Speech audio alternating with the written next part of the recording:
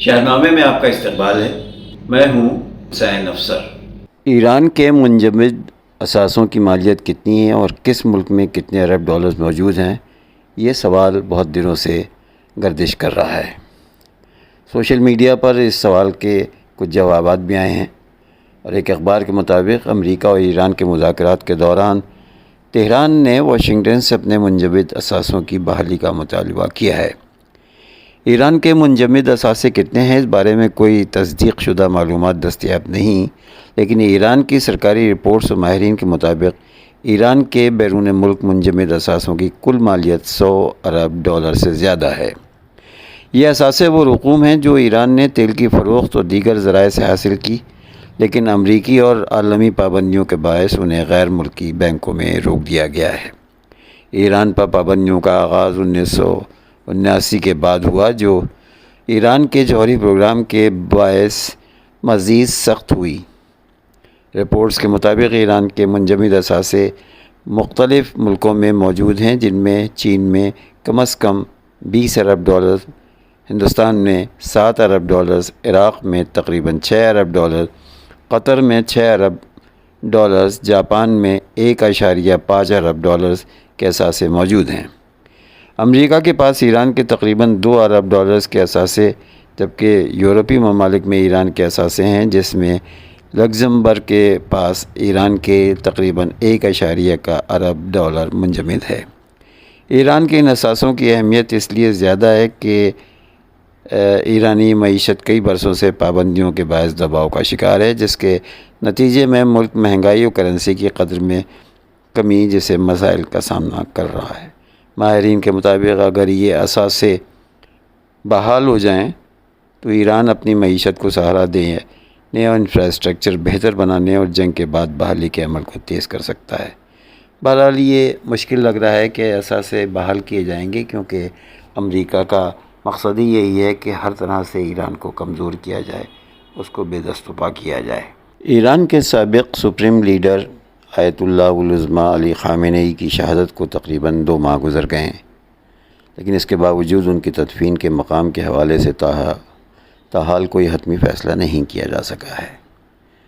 غیر ملکی media reports کے مطابق مشہد میں واقع امام رضا علیہ السلام کے مزار کے انتخابات سنبھالنے والی مذہبی فاؤنڈیشن نے بتایا کہ مزار کے احاطے میں تدفین کے حوالے سے ابھی تک حتمی فیصلہ نہیں ہوا ہے۔ ادارے کے مطابق اس اہم معاملے پر مشاورت جاری ہے اور مختلف تجاویز زیر غور ہیں، تاہم سرکاری سطح پر اب تک کوئی واضح اعلان سامنے نہیں آیا ہے۔ رپورٹس میں کہا گیا ہے کہ تدفین کی جگہ کے تعین میں مذہبی، سیاسی اور عوامی پہلوؤں کو مد نظر رکھا جائے گا، جس کی وجہ سے فیصلہ تاخیر کا شکار ہو رہا ہے۔ یاد رہے کہ 28 فروری کو ہونے والے حملوں میں علی خامنئی شہید ہو گئے تھے، جس کے بعد سے ان کی تدفین کے حوالے سے مختلف قیاس آرائیاں سامنے آ رہی تھیں، تاہم اب تک کوئی باضابطہ اعلان نہیں کیا گیا ہے۔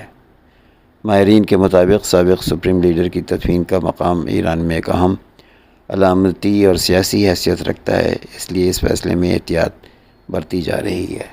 امریکی صدر ڈونلڈ ٹرمپ کے اس بیان پر گو کہ یقین نہیں کیا جا رہا ہے، لیکن وہ بار بار اس کو دہراتے ہیں۔ ڈونلڈ ٹرمپ نے اسرائیل کی طرف سے ایران کے ساتھ جنگ میں گھسیٹنے کی تردید کی ہے، کیونکہ انہیں تنازعات اور بڑھتی ہوئی تنقید کا سامنا بشمول ان کے اپنے لوگوں میں بھی بہت مایوسی ہے۔ اسرائیل نے مجھ سے کبھی بھی ایران کے ساتھ جنگ میں بات نہیں کی۔ 7 اکتوبر کے نتائج نے میری زندگی بھر کی رائے میں اضافہ کیا کہ ایران کبھی بھی جوہری ہتھیار نہیں رکھ سکتا۔ ٹرمپ نے ایک سوشل میڈیا پوسٹ میں لکھا کہ اسرائیل کے خلاف حماس کے 7 اکتوبر 2023 کے حملوں سے ایران کو براہ راست جوڑنے کا کوئی عوامی ثبوت نہیں ہے۔ ٹرمپ کی اپنی انٹیلیجنس بھی مارچ میں کانگریس نے چیف کو گواہی دی تھی کہ ایران جوہری ہتھیار نہیں بنا رہا ہے۔ ایران کے خلاف جنگ سے پہلے 8 ماہ کے دوران جون میں اس ملک پر بار بار کہہ دیجیے کہ ٹرمپ امریکی فضائی حملوں نے اس جوہری کو پروگرام کا خراب کر دیا ہے، لیکن یہ بات غلط ثابت ہو رہی ہے بقول ان کے۔ ٹرمپ کے بہت سے ناقدین کا کہنا ہے کہ ایران امریکہ کے لیے کوئی فوری خطرہ نہیں ہے اور جنگ صرف امریکیوں کے تحفظ اور خوشحالی کی قیمت پر اسرائیل کے مفادات کو آگے بڑھاتی ہے۔ ایران نے جنگ کے ابتدائی امریکی اسرائیلی حملوں کا جواب دیا، جس میں سپریم لیڈر آیت اللہ علی خامنئی، دیگر اعلیٰ حکام اور سینکڑوں شہری 28 فروری کو شہید کیے گئے۔ اب ہرمز کو بند کر کے تیل کی قیمتیں بڑھ گئی ہیں۔ امریکہ میں توانائی کی قیمتیں آسمان کو چھو رہی ہیں۔ 1 گیلن 3.8 لیٹر افراط زر کو ہوا دے رہی ہے۔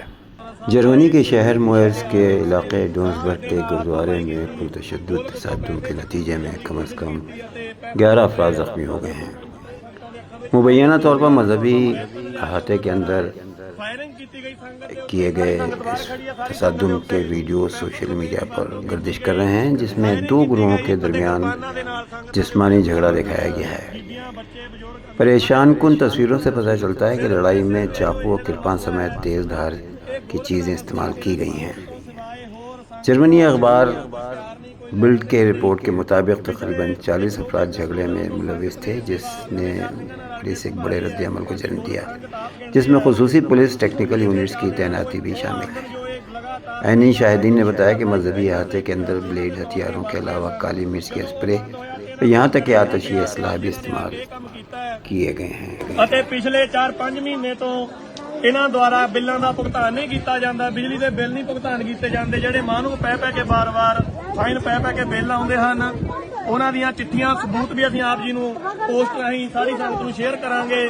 ਜਿੱਥੋਂ ਤੱਕ ਸੰਗਤ ਨੂੰ ਸ਼ੰਕਾ ਹੈ ਕਿ ਇਹਨਾਂ ਦੁਆਰਾ ਗੁਰੂ ਘਰ ਦੀ ਜੋ ਜ਼ਮੀਨ ਹੈ ਉਸ ਨੂੰ ਵੇਚ-ਵਟ ਲਿਆ ਗਿਆ ਹੈ, ਜਿਸ ਦੇ ਕਰਕੇ ਇਹ ਇਸ ਸੰਗਤ ਵਿੱਚ ਹੋਏ ਫੈਸਲੇ ਤੋਂ ਪਿੱਛੇ ਨਹੀਂ ਹਟ ਰਹੇ। ਇਹਨਾਂ ਦੁਆਰਾ ਖੁਦ ਇਹਨਾਂ ਦੀ ਸਹਿਮਤੀ ਨਾਲ ਨਵੀਂ ਕਮੇਟੀ 4 ਅੰਮ੍ਰਿਤਧਾਰੀ ਸਿੰਘ ਚੁਣੇ ਗਏ, ਪਰੰਤੂ ਇਹ ਉਸ ਗੱਲ ਤੋਂ ਵੀ ਗੁਰੂ ਮਹਾਰਾਜ ਦੀ ਹਜ਼ੂਰੀ ਵਿੱਚ ਖੜ ਕੇ ਇਹਨਾਂ ਨੇ ਸਰੋਪੇ ਲਏ, ਸੰਗਤਾਂ ਦੇ ਵਿੱਚ ਖੜ ਕੇ ਮੰਨੇ ਕਿ ਸਾਨੂੰ ਪ੍ਰਵਾਨ ਹੈ ਫੈਸਲਾ, ਪਰੰਤੂ ਉਸ ਤੋਂ ਵੀ ਇਹ ਮੁਨਕਰ ਹੋ ਗਏ ਹਨ। ਅਤੇ ਅੱਜ ਇਹਨਾਂ ਦੁਆਰਾ ਘਿਨੌਣੀ ਹਰਕਤ ਕੀਤੀ ਗਈ। ਜਦੋਂ ਸਮਾਪਤੀ ਹੋਣ ਤੋਂ ਬਾਅਦ ਜਦੋਂ ਸੰਗਤਾਂ ਪੈਸੇ ਇਕੱਤਰ ਕਰਕੇ ਉਹਨਾਂ ਦੀ ਗਿਣਤੀ ਕਰ ਰਹੀਆਂ ਸਨ, ਕਿਉਂਕਿ ਲੰਗਰਾਂ ਦਾ ਜੋ ਖਰਚ ਹੈ ਉਹ ਵੀ ਸੰਗਤ ਨੇ ਲਾਂਗਰੀ ਸਿੰਘ ਨੂੰ ਸੇਵਾ ਦੇਣੀ ਸੀ। ਜਦੋਂ ਸੰਗਤਾਂ ਪੈਸੇ ਇਕੱਤਰ ਕਰ ਰਹੀਆਂ ਸਨ ਤਾਂ ਇਹਨਾਂ ਵੱਲੋਂ ਫਾਇਰਿੰਗ ਵੀ ਕੀਤੀ ਗਈ, ਕਿਰਪਾਨਾਂ ਲੈ ਕੇ ਹਮਲਾ ਕੀਤਾ ਗਿਆ ਅਤੇ ਪੈਪਰ ਸਪਰੇ ਦੀ ਵਰਤੋਂ ਕੀਤੀ ਗਈ। ਸੋ ਆਪ ਜੀ ਦੇਖ ਸਕਦੇ ਹੋ ਸਾਰੀ ਸੰਗਤ ਇਸ ਵੇਲੇ ਬਾਹਰ ਹੈ ਤੇ ਉਹ ਮਸੰਦ ਗੁਰੂ ਘਰ ਦੇ ਅੰਦਰ ਬੈਠੇ ਹੋਏ ਹਨ।